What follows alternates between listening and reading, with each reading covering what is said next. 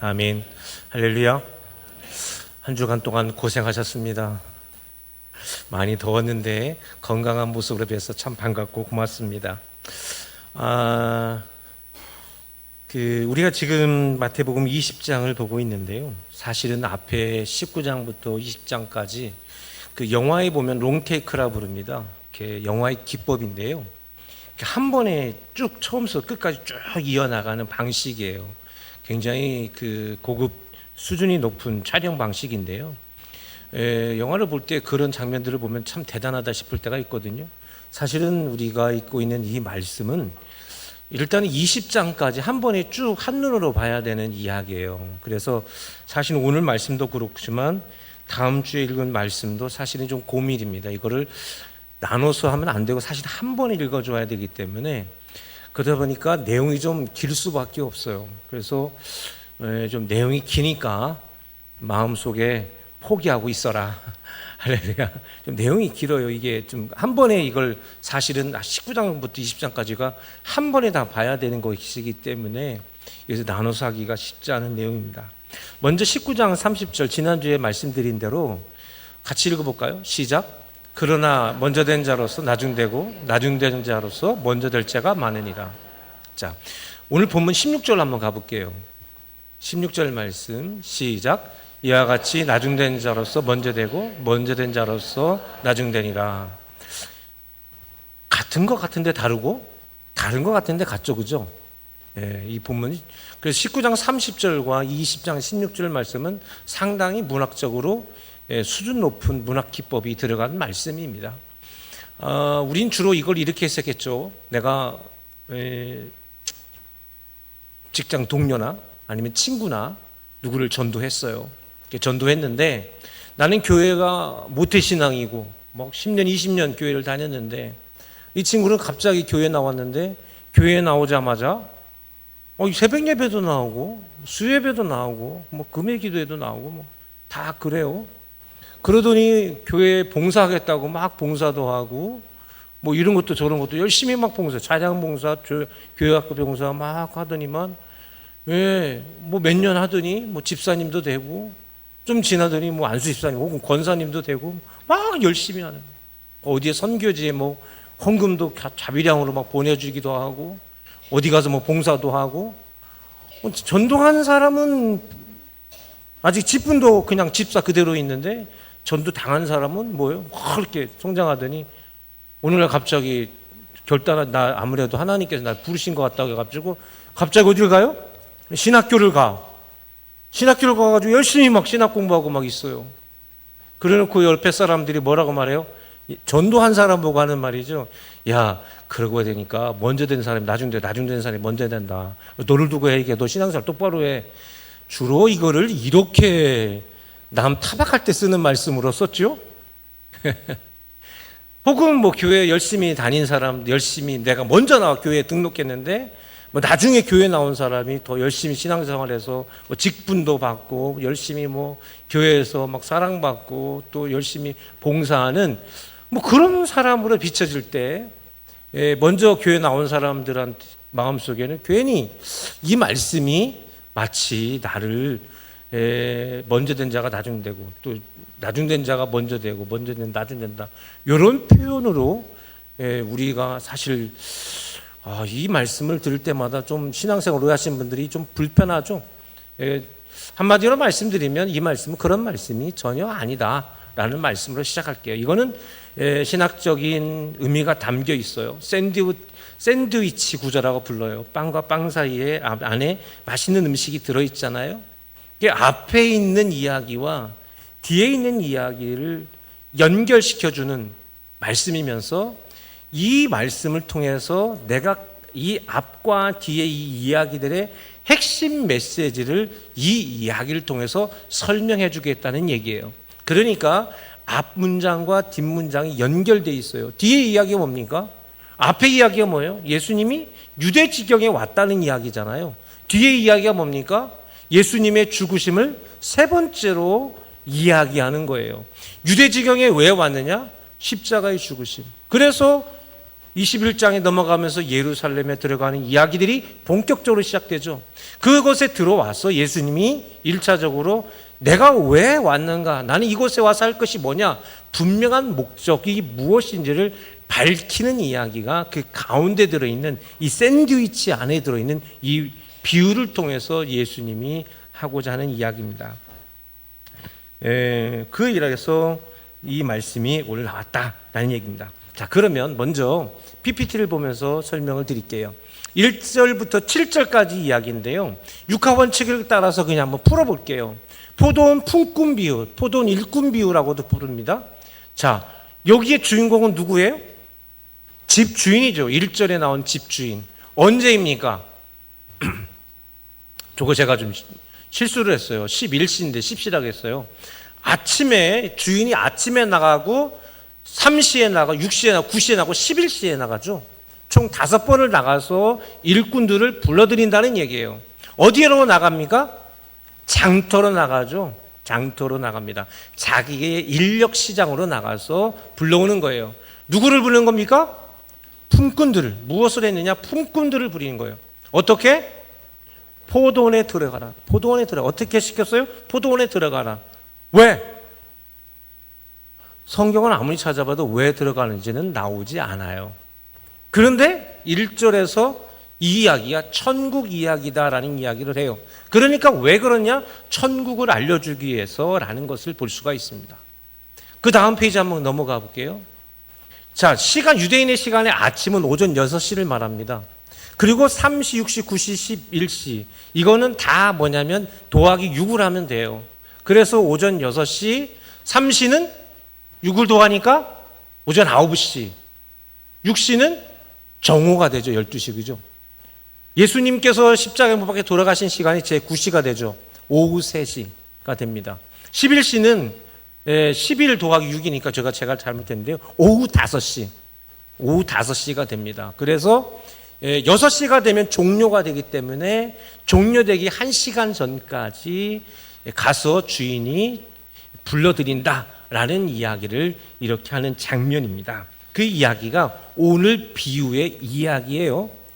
예수님이 이 이야기를 한 겁니다. 자, 그러면 먼저 1절로 한번 가볼게요. 이것을 기억하시고 1절. 자, 1절에 많은 이야기가 나왔죠. 다 같이 시작. 천국은 마치 품꾼을 얻어 포도원에 들여보내려고 이른 아침에 나간 집주인과 같으니.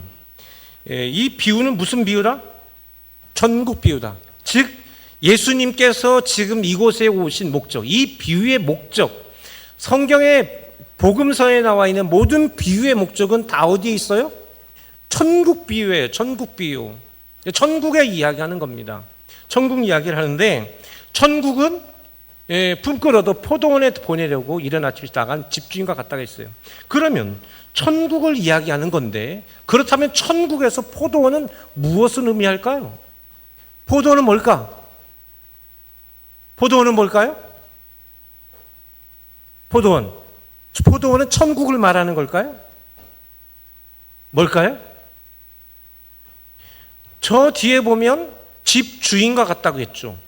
집주인이라면 집주인은 하나님을 의미하겠죠. 하나님을 의미한다면 천국은 집이에요, 포도원이에요?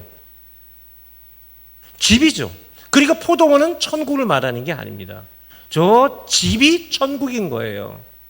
집이 천국. 즉 집에 들어갈 사람들이 누구다? 천국에 들어갈 사람. 궁극적인 목적. 그 주인이 누굽니까? 하나님이죠. 그래서 저기를 지난 시간에 말씀드린 대로 바실레이아 톤 우라노스, 천국, 그 집의 주인이 그가 경작하는 포도원을 말하는 겁니다. 경작하는 포도원. 그 경작하는 포도원이 뭐예요?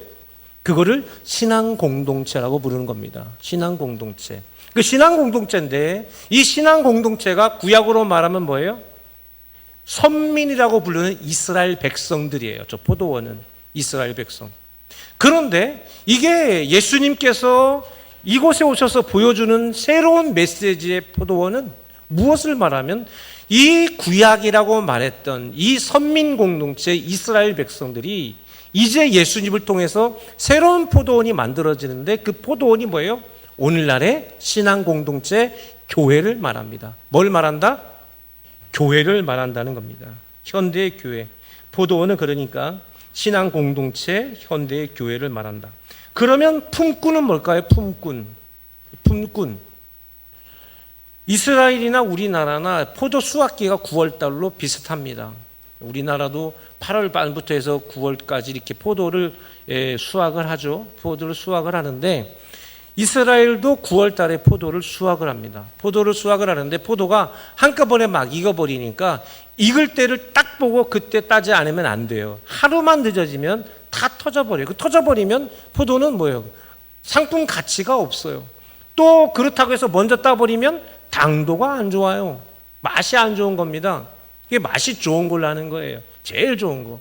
우리 교회 성찬식에 쓰는 포도주는 저희 집에서 가장 좋은 포도만 가지고 제일 좋은 포도를 딱 모아가지고 포도주를 만드는데 왜 이렇게 독한지 지난번에 제가 체해가지고 성찬식을 하다가 그거 아니 먹었는데 그렇게 하는 거예요. 극상품 포도. 제일 단 거로만 포도주를 담궈야 뭐예요? 제일 좋은 포도주가 나오는 거예요. 그때 그래서 일시적으로 포도를 딸 쯤 되면 일꾼들을 한꺼번에 막 모아가지고 빨리 포도를 수확을 해서 포도즙 틀에 과일로 먹는 게 아니라 포도즙을 밟아가지고 포도주를 빨리 담궈야 하는 일을 빨리 한꺼번에 해야 되는 거예요. 그래서 이런 일들이 당시에도 있었던 것을 볼 수가 있습니다.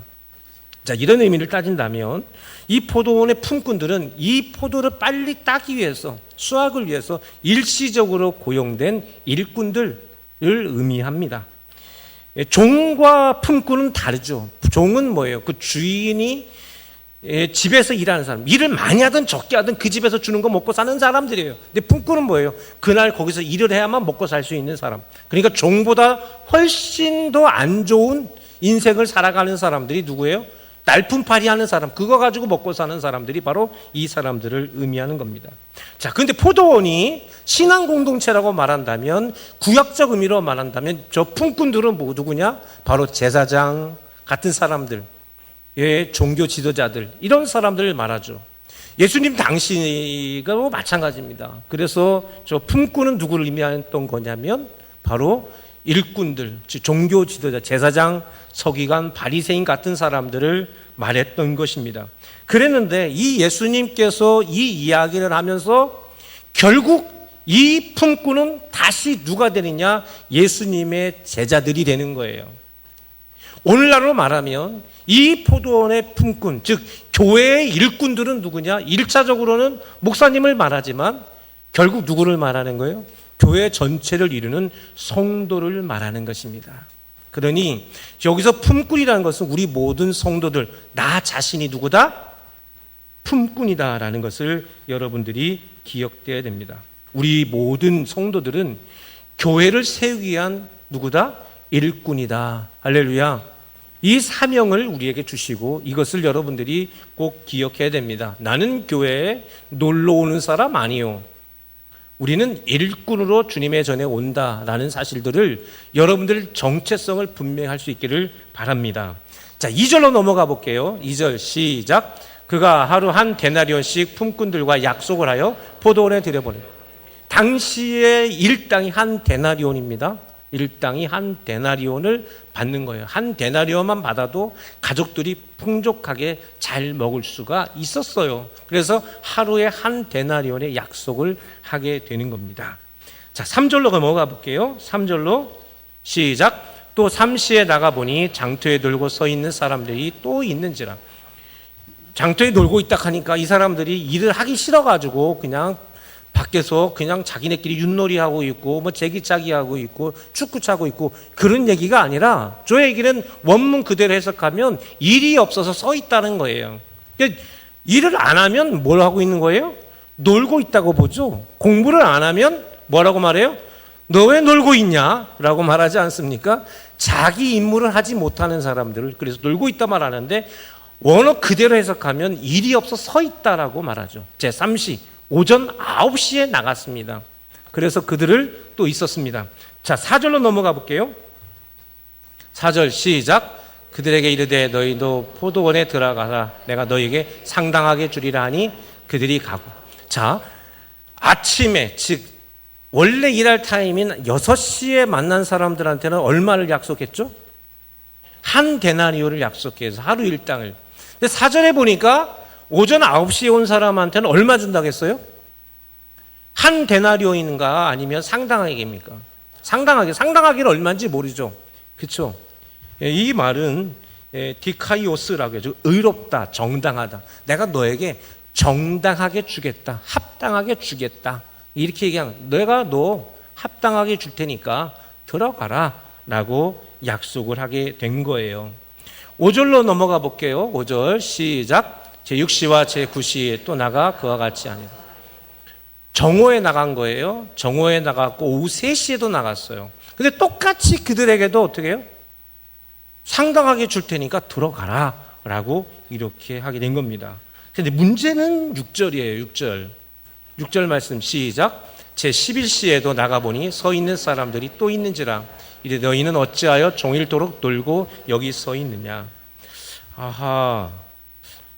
그 7절도 읽어볼까요? 시작. 이르되 우리를 품꾼으로 쓰는 이가 없음이니이다. 이르되 너희도 포도원에 들어가라 하니라. 오후 5시가 됐어요. 그 교회 공사를 하고 이렇게 하다 보면 이렇게 그 일을 맡아서 하시는 분들이 있어요. 사업가들이, 사업주가, 이 사람들이 건축을 하고 공사를 하는데 일을 하다 보면 포크레인 같은 기사를 불러요. 근데 포크레인 기사들이 와가지고 시작을 하잖아요. 그러면 이분들이 얼마나 철저한지 시작 시간서부터 점심시간 때면 딱 서요. 점심시간 딱 1시간 밥을 딱 먹고 딱 와서 오후 시간이 딱 시작해서 오후 저녁 끝나는 시간이 딱 맞춰서 끝나요. 1분도 더 일 안 해요. 정확하게 일합니다. 그래서 이분들이 일을 안 주면 놀아버리니까 어떻게 해야 돼요? 요거세요. 시간 때마다 일을 정확하게 주지 않으면 일을 안 해버리더라고요. 시간 딱 맞춰 있어야 합니다. 근데 아침 6시에 불러들여서 일을 시작하게 되면 오후 6시가 되면 그 일이 끝나게 돼 있어요. 근데 오후 5시가 됐습니다. 오후 5시는 일꾼이 필요한 시간입니까? 정리하는 시간입니까? 정리하는 시간이죠. 그렇죠. 왜냐하면 그 시간 넘어가 버리면 정리를 누가 해야 되냐면 주인이 해야 되니까 감당이 안 되는 거잖아요. 양이 많아서. 그러니까 뭐예요? 이때는 정리해가지고 정리를 딱 해서 6시에 딱 끝마쳐야 되는 것이죠. 일을 그렇게 해야 됩니다. 그런데 이들을 불러들여요. 불러들이는데 묻는 게 뭐냐면 야, 너 왜 하루 종일 왜 일 안 하고 여기에 서 있느냐라고 질문을 합니다. 이 사람들은 왜 서 있는 거죠? 예? 왜 아직까지 하루 종일 여기 서 있는 거예요? 이유가 뭡니까? 여기도 말한 것처럼 불러주는 사람이 없는 거예요. 그 답답하죠? 그러면 니네 집 가서 일을 해. 니네 집 일하면 되잖아. 우리가 그런 말 할 수 있죠. 야, 그러면 집에 가서 너희 집일이라도 열심히 하면 되잖아. 왜 여기 하루 종일 그냥 서서 아무것도 안 하고 그냥 시간만 낭비해? 이렇게 말씀할 수 있지만 이 당시에 이렇게 날품을 파는 사람들은 자기 일이 있는 사람이 없는 사람이에요. 자기가 없어요. 그냥 자기 몸이 일터예요. 자기 몸이. 자기 몸이 어디 나가서 일을 해야만 먹고 사는. 그래서 이 사람들이 당시에 팔레스타인 사람들 중에 최하층민들이에요. 최하층민들. 예수님의 제자들도 이런 사람은 아니었어요. 베드로도 자기 일이 있었고 예수님의 제자들 가운데는 부자도 있었고 가난한 사람들, 베드로만 해도 괜찮게 살았죠. 배도 있었고요. 그런데 이 사람들은요, 그냥 우리가 봤을 때 요새 막노동하는 사람들은 돈도 많이 벌더만 그 정도가 그냥 이 사람들은 최하층민들, 자기 집, 자기 일 자체가 없어서 누군가에 가서 일을 하지 않으면 그냥 다 굶어야만 하는 최하층민입니다. 성경에는 이 사람이 한 사람이 있어요. 누굴까요? 성경에 이 사람이 있어요. 그 누구예요? 그 누굴까요? 성경에 나오는데 신약 성경에. 네, 그게 예수님이에요. 예수님. 예수님이 바로 저 사람이에요. 이 이야기는 예수님 이야기예요. 놀랍습니다. 왜냐하면 원래 예수님은 어디 살아야 되죠? 예수님 고향이 어디예요? 몰라요? 예수님 고향은 태어난 데가 고향 베들레헴이에요. 예수님의 성씨는 유다 사람, 유다 예수의 유다 예수. 유다 예수의 유다 조선의 가문의 아들입니다. 그래서 이 백성들은 반드시 자기 땅에 살아야 돼요. 그러면 예수님과 아버지 요셉은 어디 살아야 되냐면 베들레헴, 예루살렘 이 주변에서 살아야 되는 게 거기 자기 땅이에요. 마리아도 마찬가지고. 근데 예수님의 아버지 요셉이나 마리아가 결혼 전서부터 어디 살았어요? 나사렛에 살았어요. 나사렛에. 고향에 못 살았어요. 왜 그래요? 자기 땅이 없는 사람들이에요. 그래가지고 어떻게 된 겁니까? 그때 당시 갈릴리 호수 옆에 그 로마 정부가 디베리아나 이런 그 로마 황제를 위한 도시를 건축할 때 그 옆에 천막 치고 거기서 일하면서 날품 팔아가지고 거기서 빵 조각이라도 주면 얻어먹고 살았던 사람이 예수님의 아버지 요셉, 마리아, 예수님 그런 인생들이었어요. 이 성경에 보면 이 영화 같은 데나 보고 뭐 영화나 뭐 이런 책들에 보면 예수님이 굉장하게 거룩하고 멋지고 훌륭한 모습으로 미화되어 있지만 정반대예요. 아무런 인간적 매력이 없는 그런 분이 우리 예수님입니다. 이 이야기는 사실 예수님 이야기예요. 예수님. 그러니까 예수님이 고향에 가려고 간 게 아니라 정부의 정책이 누구나 다 가서 호적하라고 하니까 할 수 없이 뭐예요? 결혼식도 못하고 정혼한 여자 됐고 어디 간 겁니까? 베들레헴 간 거예요. 베들레헴이 자기 고향 땅입니다, 원래는. 그런데 고향 땅을 밟아본 적이 없어요. 왜? 거기서 일해서 먹고 살아야 되니까. 그래서 그 고향 땅에 갔다고 한다면 여자가 임신해가지고 지금 애를 낳아야 되는데 동네 사람들이 아이고 누집 아들 아니요 들어와 해가지고 자기 방이라도 내줘야 되는데 내주는 사람이 있어요, 없어요? 없어요. 어디로 갑니까? 마국간으로 가요. 비 피할 곳, 이슬 피할 곳으로 간 거예요. 그 형편이 그랬고 어디 여관을 빌릴 돈도 없었고 그러니까 나사렛에서 베들레헴 올 때까지 좋은 여관에서 잠깐 들렸다가 샤워도 하고 조식도 먹고 와서 그래가지고 베들레헴 온 게 아니에요. 이렇게 노숙하면서 와가지고 이 마국간에서 있었던 것은 너무나 자연스러운 거예요. 그나마 그곳에 있었으니 감사한 거지. 그게 누구라고요? 그게 예수님. 이건 예수님 이야기예요. 그래서 예수님은 큰아들로 태어나가지고 어릴 때서부터 아버지하고 거기 나가서 날품 팔다가 먹고 사는 그렇게 힘들었어요. 재수 좋은 날은 아침에 일찍 불려가가지고 일 많은 날은 야 와 너도 야 꼬마 너도 와 가서 일을 하게 된 거잖아요. 이름도 그 이름 많았어요. 흔한 이름 예수님 이름 흔한 이름이에요. 야 너 일로 와봐 너도 좀 일해 해가지고 어른품값 줍니까? 애들은 어른품값 안 준다고요. 빵 몇 조각 주면 끝나는 거예요. 그런 거 일하고 살았어요 예수님. 그나마 그것도 안 되는 날은 하루 종일 아무것도 못하는 겁니다. 중간에 한번 잠깐 불러주면 뭐예요? 그 집에서 밥 한번 얻어먹으면 되는 거예요. 근데 그것도 못 가면 왜 안 나가고 있느냐? 마지막에 조금이라도 일을 하면 밥이라도 조금 얻어먹을 수 있는데 그것도 안 하고 집에 들어가 보면 그날 하루는 굶어야 돼요. 전날도 일 못했으면 전날도 굶는 거고. 그래서 어떻게 되는 거예요? 자기뿐만 아니라 자기 가족들이 다 굶어 죽을 수 있으니 뭐예요? 어떻게든지 끝까지 버티고 서 있어야만 하는 그 인생들입니다.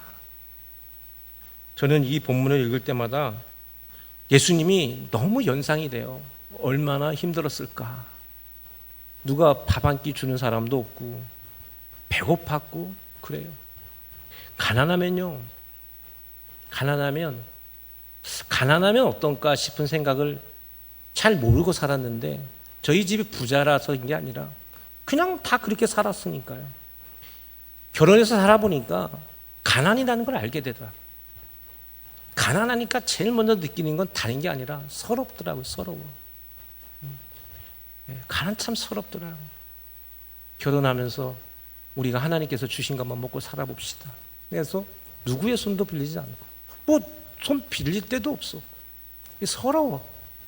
아마 여러분들 공감하실 분들 많을 겁니다. 이렇게 여러분들 지금까지 이렇게 아름답게 올라오실 동안 얼마나 힘들었어요. 그렇죠? 서러운 일이 많았죠. 예, 서럽죠. 예수님 참 서럽게 살았습니다. 예. 그런데 단 한 번이라도 뭐에 물질에 먹는 거에 집착한 적이 없잖아요. 참 나는 우리 예수님 볼 때마다 참 놀랍다라는 생각이 들 때가 많습니다. 그래서 예수님은 그들에게 희망을 주잖아요. 너희들도 들어가라. 네? 너희들도 들어가라. 하루 종일 서 있던 사람, 마지막 11시까지 서 있던 사람에게 너도 들어가라는 말은 이보다 더 큰 천국이 없는 거예요. 이 사람은 죽어서 갈 천국이 아니라 지금 내가 천국 맛본 거예요. 왜요? 오늘은 안 굶을 수 있으니까. 오늘은 안 굶는 거니까. 다이어트라고요? 기름지다고? 짜다고요? 맵다고요? 그런 게 어딨어. 입에 뭐만 들어가면 감사한 건데. 그런 순간 이들에게는 뭐예요? 오늘의 양식이 천국인 거예요. 예. 예수님은 그 이야기를 이렇게 해주고 있는 것입니다.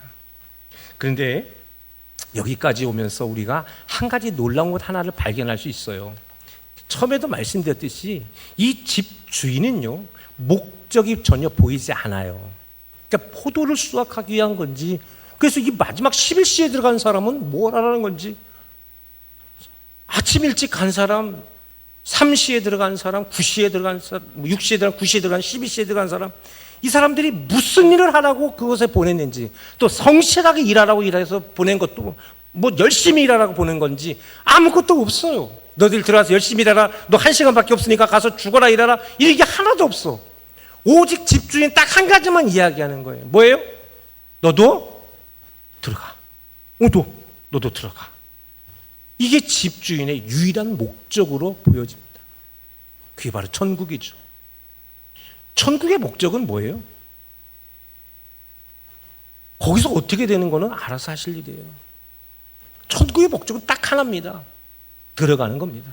할렐루야. 우리 예수 믿는 사람에게 있어서 천국은 뭐예요? 들어가야 할 곳입니다.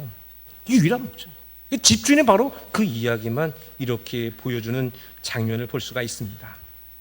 그런데 이제 결산한 시간이 왔어요. 8절 말씀, 이제부터 진짜죠? 8절 말씀 시작. 저물매 포도원 주인이 청지에게 이르되 품꾼들을 불러 나중 온 자로부터 시작하여 먼저 온 자까지 삭을 주라 하니. 이제 좀 문제가 생겼어요. 주인은 일꾼들에게 하루에 품값을 주는데, 일당을 주는데 먼저 온 사람부터 줍니까? 나중 온 사람부터 줍니까? 나중 온 자부터 주죠. 왜 그랬을까요? 왜 그랬을까요? 왜 먼저 온 사람, 아주 좀 열심히 중요하게 일한 사람한테 먼저 야 수고했다 하고 줘야 되는데, 그게 아니라 이제 와서 1시간 뭐 했는지도 모르는 사람을 먼저 삭을 주는 겁니다. 일당을 주는 겁니다. 왜 그랬을까요, 여러분? 여러분, 우리 세상에 우리가 가지고 있는 정의, 정당성으로 따진다면은 당연히 누구부터 받아야 되나요? 먼저 온 사람 받아야 되죠, 그죠? 먼저 온 사람. 그렇게 생각할 수 있습니다. 근데 주인이 나중에 온 사람부터 주네요? 왜 그럴까요? 왜 그럴까요? 왜 그럴까요? 저를 따라서 한번 해봅시다. 그것은 주인 마음대로다. 천국은 하나님 마음대로다. 지난 수요일에 말씀드렸어요. 하나님의 입맛에 맞아야 된다고. 그렇죠. 천국은요, 누구 집이에요? 내 집이 하나님 집이요. 하나님 집이요. 그 집은 누구 마음대로예요? 그건 하나님 마음대로예요. 내 마음대로, 하나님 마음대로. 내 마음대로 해달라고 하면 돼요, 안 돼요? 내 마음대로 해라고 하면 돼요, 안 돼요? 그거 안 되죠. 누구 마음대로? 하나님 마음대로. 천국의 열쇠는 하나님 입맛에 맞아야 되는 겁니다. 그거를 우리가 뭐라고 부르냐? 신학적으로 이 부분을 하나님의 의성이라고 부릅니다. 의미성. 우리 한자로 표현한 거죠. 그래서 쉽게 말하면 하나님 뜻대로입니다. 하나님 뜻대로. 하나님 마음대로. 하나님 뜻대로. 그 천국. 이 방식 8절에서부터 이야기하고 싶은 건 다 뭐예요? 하나님 마음대로예요. 하나님 마음대로. 예수님께서 이곳에 오신 것도 예수님의 거대한 사명 때문에 온 겁니까? 아니요. 하나님 마음대로 온 거예요. 하나님 뜻 때문에 온 거예요. 예수님 마음하고 상관없는 거예요. 하나님이 가라 해서 온 거예요. 바로 그겁니다. 자, 9절입니다. 시작. 제11시에 온 자들이 와서 얼마를 받아요? 이거 밥이라도 얻어먹을 줄 알았더니 그게 아니라 일당을 주네요. 누구 마음이에요? 주는 사람 마음이지. 그렇죠? 하나님 마음이죠. 천국의 비밀입니다. 천국의 열쇠는 바로 거기 있어요. 하나님 마음입니다. 예. 똑같이 이렇게 주세요.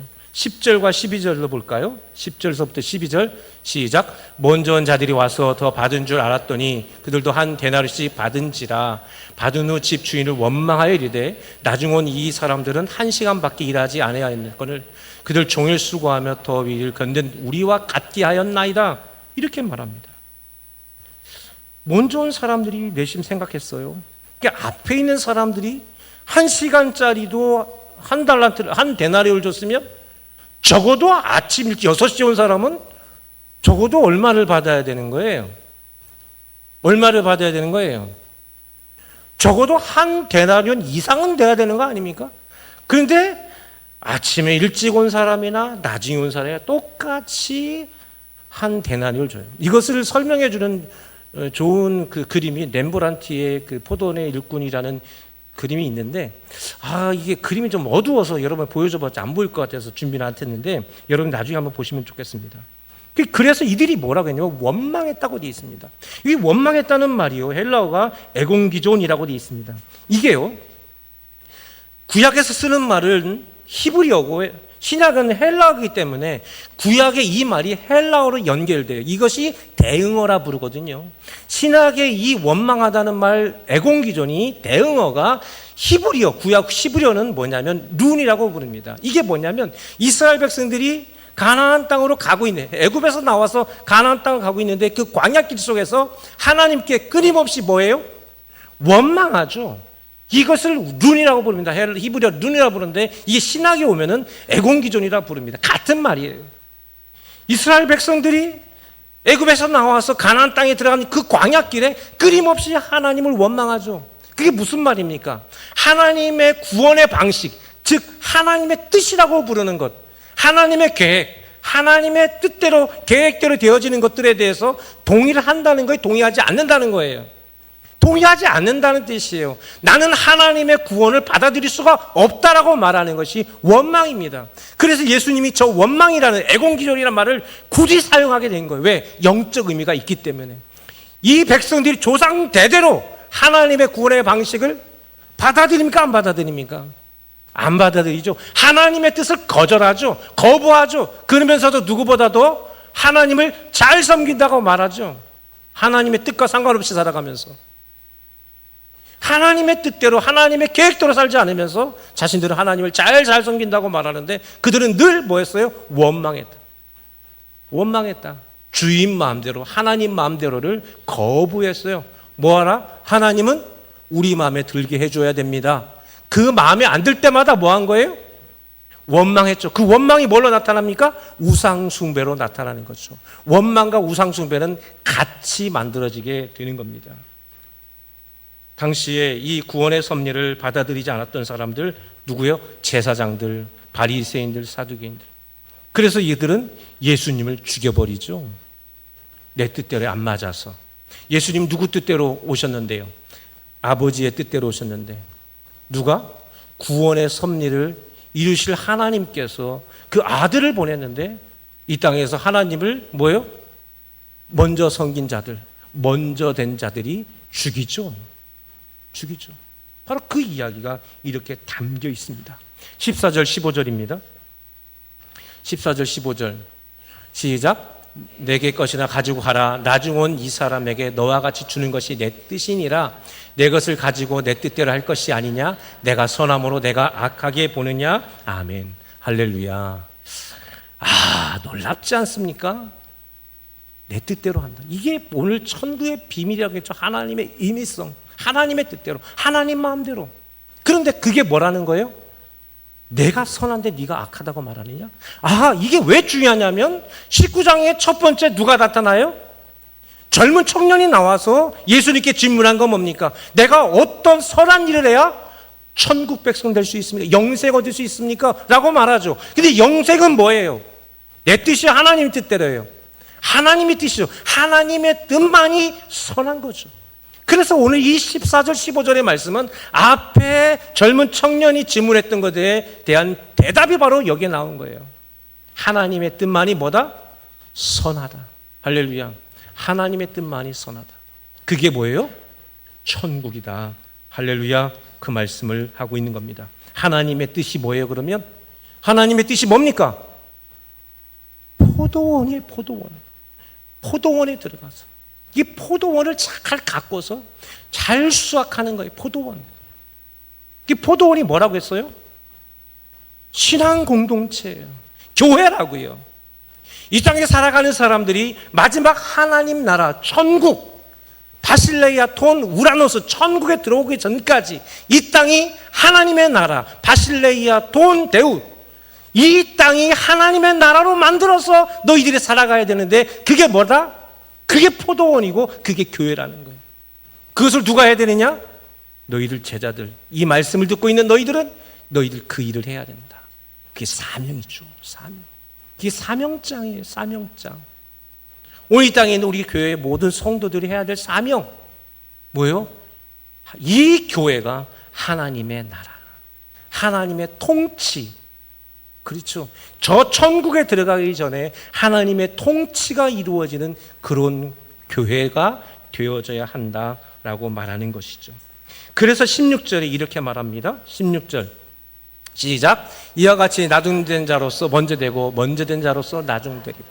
자, 19장 30절에서 하시는 말씀은 무엇입니까? 먼저 된 자가 나중되고 나중된 자 먼저. 그 먼저 된 자는 누굽니까? 종교 지도자들이었습니다. 이스라엘 백성들이었습니다. 그런데 그들이 하나님의 뜻을 받들지 않았어요. 하나님의 뜻을 거부했어요. 그러니까 이들은 뭡니까? 나중된 것입니다. 없어지는 존재입니다. 나중된 자는 누굽니까? 예수 그리스도를 영접한 하나님의 사람, 제자들. 지금 당장은 그 예수님 옆에 있는 제자들이 되지만 그 제자들을 통해서 세워질 포도원, 그 교회 성도들이 바로 누구예요? 나중된 자죠. 그래서 나중된 자가 많아지리라. 할렐루야. 우리 성도들이 많아질 거란 말씀을 하고 있는 것입니다. 그런데 16장, 오늘 20장 16절 말씀은 다르죠. 나중된 자로서 먼저 되고, 그렇죠? 먼저 된 자로서 나중되리라. 나중된 자가 누굴까요? 나중된 자는 둘째 아담 예수 그리스도. 먼저 된 자는 뭐예요? 첫째 아담 인간, 죄된 인간. 죄인 인간이 아니라 둘째 아담인 죄 없으신 예수님께서 뭐 하신다? 그 첫 번째 일을 시작하시는 거예요. 그게 바로 십자가. 이 포도원을 위해서 첫 번째 하실 일이 뭐다? 그 십자가를 지실 것이다. 그러니 16절의 말씀에서 나중된 자는 예수 그리스도를 의미합니다. 예수님, 이 말씀을 하고 있는 내가 죽음으로 너희들에게 포도원에 들어갈 기회를 주겠다. 할렐루야. 그 포도원에 들어간 사람들이 나중에 어디에 들어가는 거예요? 천국에 들어가게 되는 것입니다. 우리가 왜 교회를 나와야 합니까? 교회를 나와야 되는 이유는 바로 이런 하나님의 뜻이 이것에 있기 때문에 그렇습니다. 소망의 가족 여러분, 우리가 교회에 나오는 것들이 어떤 의미가 있는지 이 포도원 품꾼 비유를 통해서 분명하게 알기를 바랍니다. 우리가 들어갈 하나님의 나라, 저 천국에 들어가기 위해서 우리가 교회, 이 신앙 공동체에 함께하면서 더 믿음의 사람을 전도하고 함께 믿음의 사람을 같이 살아가면서 하나님의 말씀대로 살아가면서 저 천국으로 들어가는 훈련을 하는 그 사명이 우리 모든 성도들에게 있음을 이 포도원 품꾼의 비유를 통해서 말씀하고 있는데, 그 첫걸음을 누가 가겠다? 나중된 자 예수님이, 둘째 아담 예수님께서 바로 그 일을 시작한다. 그래서 내가 이곳에 오게 되고 이제 나는 예루살렘으로 들어갈 것이다. 그 이야기를 이렇게 말씀하고 있습니다.